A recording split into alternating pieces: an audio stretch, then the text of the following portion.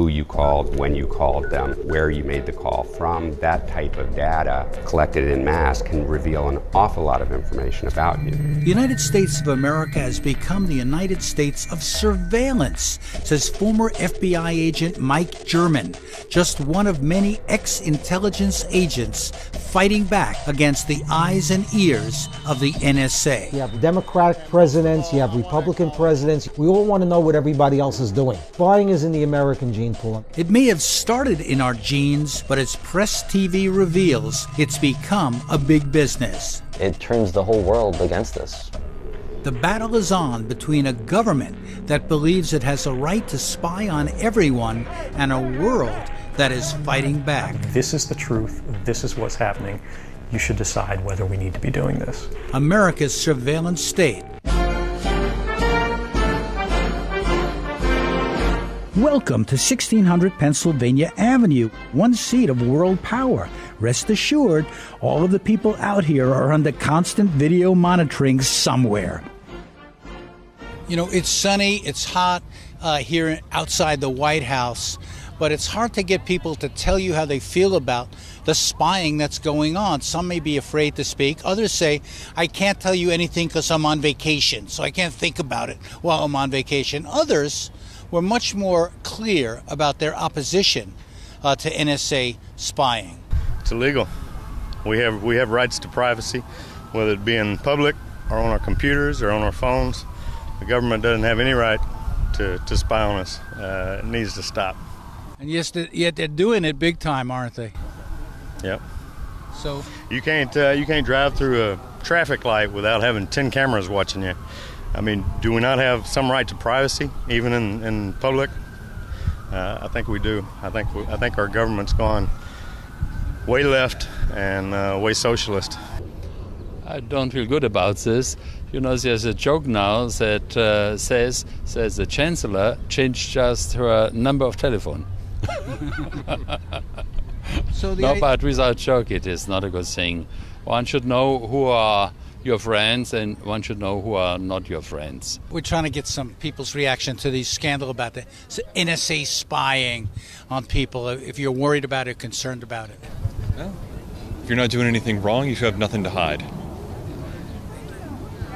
Do I mind if they listen in on my conversations? Not a bit, because I don't have anything to hide. Do you know that statement, you have nothing to fear, you have nothing to hide? The very statement, you have nothing to fear if you have nothing to hide, was a statement directly attributed to Joseph Goebbels, the Nazi minister of propaganda.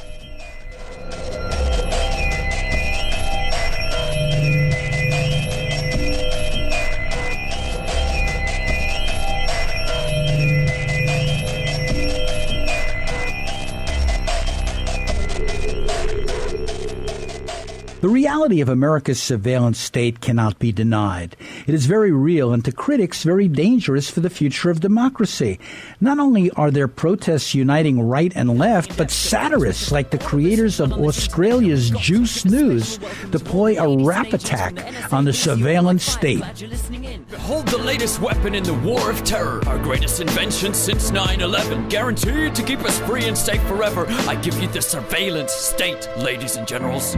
Our secret wires log your key style, monitor every single number on your speed dial, rewind straight to your position with facial recognition and pinpoint you within 0.03 of a mile. While some citizens fight back against more encroachments on privacy, the NSA and its backers in the White House, Congress, and the courts are expanding their own reach, now monitoring literally trillions of messages and even using state-of-the-art facial recognition software.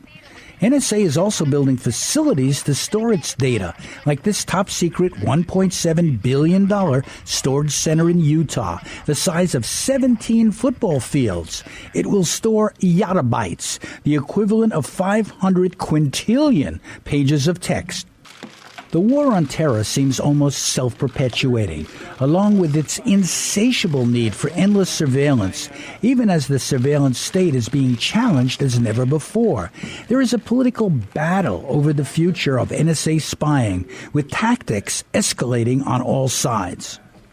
In fact, mass U.S. surveillance goes back to our war on the Philippines in 1901, when it was used to identify critics and rebels. It had a strong racial component then, and critics say it still does, especially in spying on the Muslim community, even as that seems to have abated somewhat. The surveillance program was created 18 months after the 9/11 terror attacks. Its mission to have undercover police officers collect information about Muslim and Middle Eastern communities, eavesdropping on mosques, businesses, and restaurants. While supporters argued it was a necessary anti-terror strategy, the program created under the watch of former Police Commissioner Ray Kelly outraged many Muslims who believed it was a violation of civil rights. What can stop the surveillance state? What about the courts? Adam Liptak covers the Supreme Court for the New York Times. The press had some great victories in the 60s and 70s, and that's basically in decline. And after 9/11, and with concerns about national security, the landscape for press freedom is not great, the legal landscape.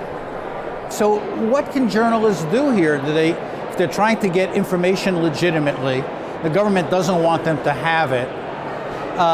That's a confrontation or a challenge. What do they do? Well, journalists can be tough and be brave and seek out information and publish it, and unfortunately sometimes face the consequences. Liptak speaks in terms of a balance between safeguards the government says it needs and the public's right to know. He admits his newspaper doesn't publish everything they know. There is, on the one hand, vast overclassification, sometimes to cover up government misdeeds or embarrassing episodes. On the other hand, there are the kinds of secrets that could really endanger the nation, and finding the right line is not an easy thing. But I mean, the New York Times published the Pentagon Papers. The New York Times is publishing, quote, the Snowden Papers. Does that make you proud, or do you have concerns about that? I'm not going to second guess the judgment of the very good editors at the New York Times, but they are judgments, and we don't publish everything that comes into our possession. The press clearly feels constrained and so has embraced whistleblowers like Edward Snowden. Before Snowden sent NSA documents to reporters, he insisted they encrypt their emails to avoid being spied on, and he even made this video to show them how to do it. Okay, installation's completed. Let's start the program. You have two choices, Cleopatra or GPA for new privacy assistant. You want GPA. It's better in almost every way, even though it's older. This is the interface, your keys. First thing you need to do as a new user is go to Preferences and click Advanced Mode. If you don't click this, and it's not enabled by default, you won't be able to choose your key length. You want a key that is stronger than the default length. Andy Greenberg of Wired magazine says more and more reporters are encrypting for fear they're being spied on.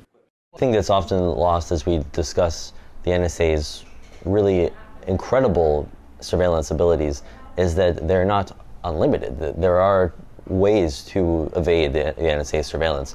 As Snowden himself said, crypto works. Encryption software can prevent the government, the NSA, from spying on your communications.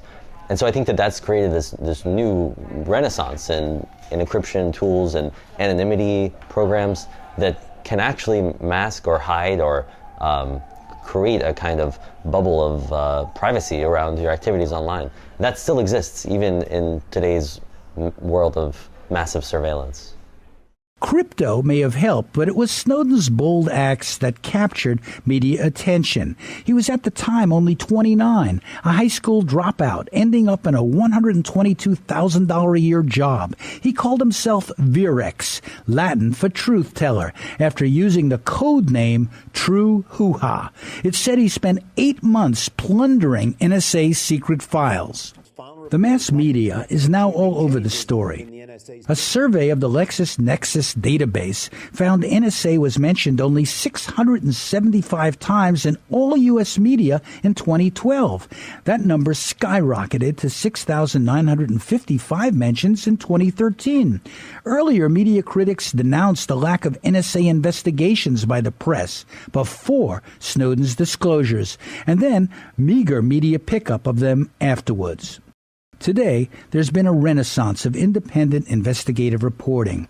Journalists close to Snowden like Glenn Greenwald and Laura Poitras launched their own publication, The Intercept, to expose government spying. It is funded by internet billionaire Pierre Omidyar. We'll give our journalists everything they need to do their jobs well. The freedom to travel, legal protection when they need it, new and innovative technology, and the rarest resource of all, the time and organizational backing to develop their skills. Omidyar is only one business leader now pushing publicly for restraints on NSA spying. Simple example is the National Security Agency allegedly collected the phone records of every phone call of 320 million people in order to identify roughly 300 people who might be at risk. That's just bad public policy. At the same time, civil liberties groups on the left and libertarians on the right have been pushing Congress to act because many, like the ACLU's Ben Weisner, see congressional oversight as a joke. I think fundamentally our concern is that surveillance technologies have developed so quickly and democratic controls have been much too slow. So that's true basically in our laws that protect our privacy from surveillance, but it's also true in our oversight. I think that what we learned from the Snowden revelations is that those parts of our democracy that are supposed to do oversight over the executive branch have failed miserably. That the Congress, that the intelligence committees that are supposed to rein in and oversee the surveillance state, in fact do the opposite. They enable it in secret. Mr. Snowden hasn't lied to anyone. He did break his oath of office, but part of his oath of office is to the Constitution. And he believes that when James Clapper came in March, our National Director of Intelligence came and lied, that he was simply coming forward and telling the truth, that your government was lying. And this is a big concern of mine because it makes me doubt the administration and their word to us when they come and talk to us, because they have now admitted that they will lie to us if they think it's in the name of national security. Proposed new bills would make some necessary changes to a handful of surveillance laws, but not significantly narrow the NSA's powers granted by law and presidential directives. You know, the NSA has information now on every federal judge, on every member of Congress, on every other member of the executive branch. They may say it's just metadata, but this is the kind of information that could destroy any individual if it were put to the wrong kind of use. So I think people have reason to be worried, you know, not that our form of government is going to change overnight, but that if we don't put in the right controls, there are real threats to our way of life. While government spying is what's being debated now, private spying is also threatening. There are private companies gathering information about the political and protest activities of Americans on the streets of American neighborhoods across the country, and there's virtually no regulation of that activity. There's also a private surveillance industry, isn't there? Exactly. I mean, with their own technologies and, you know, and in many cases you have international players like Israeli companies that are very active. Right, and you have an infrastructure built for it. So after 9/11, the U.S. government helped fund the creation of what are called state and local intelligence fusion centers. And these fusion centers incorporate state and local law enforcement with federal law enforcement, often other state and local government entities like fire and emergency response, sometimes even utilities, private companies, and the military, all together collecting information that's collected by the local police in your neighborhood as a way to funnel it up to the intelligence community. And then they have programs like what they call the Suspicious Activity Reporting Program, which sounds fine if something's suspicious, but they define what's suspicious, and they say things like videotaping, photography, note-taking, drawing diagrams, in one case, in one program, espousing extreme views. If you see something, say something. Isn't that the big slogan here in New York? Exactly, and what we've seen, only a relatively small number of these suspicious activity reports have been made public, but what we see is exactly what we warned they would be, that it's a proxy for racial profiling, because what's being reported isn't suspicious. Former FBI agent Mike German doesn't dismiss fears of a police state because he too knows from the Snowden documents that NSA shares intelligence on Americans with the FBI, a domestic law enforcement agency. Because of my political websites, I was visited by the FBI, the United States Marshals, the Secret Service, the Department of Homeland Security, the United States Air Force, and some other people that I don't even know. And not always. Sometimes they just approached me and wanted to know, what, content about my websites, what certain things meant. Even if government surveillance is somehow restrained or curtailed, private surveillance is growing, with new spy technologies now widely available in the consumer market. This is your family. Here's an ad from one company that sells surveillance in the name of personal security. And when you're not in the office, do you know what employees are doing? Does it feel like you're losing control? Introducing mSpy. mSpy is a highly advanced smartphone monitoring software that has been designed to help you mitigate risks at home or at work. Protect your kids and your loved ones from online and offline dangers. Track their location or restrict access to applications and websites. Check their SMS and phone calls. mSpy lets you prevent risks of data leaks, monitor your employees, and keep track of their productivity in and out of the office. Surveillance is widespread in the corporate sector, with companies spying on customers, employees, and rivals. Sam Antar worked for an electronics chain known as Crazy Eddie, which was shut down by the federal government for corrupt practices. They were using surveillance gadgets as if they were their own NSA. My name is Sam Antar. I'm the former chief financial officer of a criminal enterprise known as Crazy Eddie's. I'm a former CPA and I am a convicted felon. Today I advise law enforcement, colleges, universities about white-collar crime. Sam, the issue of surveillance has become a big issue, but it's not a new issue, really. What have been your experiences with the surveillance state that we live in? Back in my criminal days, let's put it this way, in every organization, whether it's a legitimate organization or a criminal organization, there are rivals vying for power. There are factions in every organization. In our criminal enterprise, which was Crazy Eddie's, my cousin Eddie used an Israeli security company to keep tabs on his rivals within the co-conspiracy. So everyone... In other words, there was no honor among thieves. Everyone was spying on everyone else. Yes. And this private surveillance, in a way, has been going on for a long time and is very pervasive. It's a big business. Yes. It's a bigger story than the NSA story. It's really corporate surveillance of critics or corporate surveillance of rivals within their own corporations. In other words, executives surveilling rival executives. Perhaps that's why in our age of innovation, some engineers and tech geeks are designing a new NSA surveillance-free internet. Physicists are using quantum physics to design one. Political leaders who've been spied on by the NSA, like leaders of Brazil and Germany, are encouraging this effort. Brazil believes that the governing of the internet should be multi-sector, democratic and transparent. We consider the multilateral model to be the best way to govern it. My belief is when you're in a difficult situation, avoid the problem, because sometimes you can't win every battle. And my belief is let's try and put our resources as corporations in the emerging sectors of the economies of the world where we're helping people with their needs and we're avoiding being part of a spy network that, no matter how well-intentioned by some individual people, will end up in very mischievous uses. And we see this all over repeatedly in history. So when you can't win, run to a new corner and try and build something new. The new quantum computers may not be a panacea for privacy, says tech specialist and former military network administrator Brad Summerall. No, they got quantum computers coming out.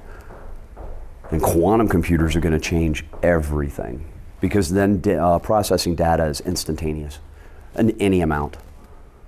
So this new technology that's coming down the pike is going to make surveillance and all of the things we're talking about now even worse, possibly. Yep. A lot worse. A whole lot worse. Do you feel that sometimes the system, just goes off on its own? It's almost rogue. You can't control it? That's kind of what's going on now, especially with that Patriot Act still in effect. A lot of people have to understand that's what's doing the damage, is that Patriot Act. It is new. I mean, look, money is the driver here. They've got money to do everything they want. If they want to snoop on their own people, they got money to do that. Congress is happy to appropriate money to places like NSA. But the stifling effect, now I ask you, What college graduate or PhD is going to want to come down to Washington and to subject him or herself to this kind of Stasi-type environment? I suggest to you that they're going to get a bunch of people that I'd rather not see in high positions of our security services. Philosophically, do we become the people that we warned others about, like the Stasi of East Germany or the KGB, or have we turned into a surveillance state? Well, we have, but there's some good news, okay? The good news is this, that surveillance states can't operate without incredibly gifted, incredibly imaginative, incredibly smart people like Edward Snowden, okay? Now, if you only have 1 out of 100, or maybe even out of 1,000, technically proficient people like this, that's all you need to do what Edward Snowden did. So, the governments cannot operate without these very bright people. A lot of these bright people bring consciences to their expertise. As long as that's the case, and that will continue to be the case, the governments will not be able to get away with this kind of thing. So that's the good news. The bad news, of course, is they'll keep trying. And as I said before, with the executive, the legislative, and judicial branches of our government all kind of complicit in this, well, and then you have the media and the corporations and all that, it looks very much like the classic definition that Mussolini gave to fascism. And, there's still a lot more to be discovered. I mean, because of Edward Snowden, we have access to an awful lot of information about an awful lot of programs, but it's not nearly the scope of all these programs. Plus, you have so many different agencies involved now. I think there are 16 different agencies that make up the intelligence community, much less the multitude, the thousands of companies that are involved in this activity, both here in the U.S. and abroad. Not quite everywhere. In a report, Top Secret America, the Washington Post showed that there are 854,000 contractors with top secret clearances. Since 9/11, 33 new facilities were built or are being built. That's 17 million square feet. The bottom line seems to be that everyone is in the game as a very profitable surveillance industry expands beyond the limits of government and beyond the borders of countries. It's not a left-wing issue. It's not a right-wing issue per se. It goes on everywhere in this world. People want to know about what they don't know about. And spy agencies play to that. Yes. NSA whistleblowers are hoping the public will get more engaged. What lessons can we learn from this whole sad saga, if you will, of an agency that seems to have gone rogue but has gotten more money and more legitimacy as it goes along? What's in the future for America if this continues at this level? A police state. That's what we're talking about. Right now, I think we're at the very beginnings of what I call police state light, because the police state tries to hide what they're doing. They're very covert about their police state activities, and they deny it, and they're lying about the fact that they do content. What right do we have as a country to engage in mass surveillance of other nation states? We don't. Remember, the sovereign rights that are granted all human beings extends beyond just the fact that you're an American citizen. That's all human beings. There is this American exceptionalism.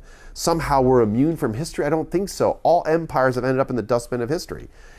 But see, all empires, when they realize that or subconsciously realize they could end up in the dustbins of history, tend to project. They tend to compensate. And guess what they do? They increasingly militarize themselves. And that's precisely what is happening in this country. Let's give the last word to NSA whistleblower Edward Snowden, whose daring disclosures have forced us all to reflect on the dangers of a total surveillance society and turned the American surveillance state into a political battleground. To conclude, I'd like to remind you that even if these state surveillance programs were perfect, even if they were never abused, and even if the oversight failures that are all too common today were fixed, these programs have never been shown to be uniquely valuable in keeping us safe. And again, you don't have to take my word for it. 2 independent White House panels with complete access to classified information found that these programs had never stopped a single imminent terrorist attack in the United States. So I would say, I would argue, I would submit to you that when all three branches of government agree that these programs must end, it seems clear to me that they're not a legitimate defense of our freedoms, but they are in fact a clear and present danger to both them and our way of life as Americans.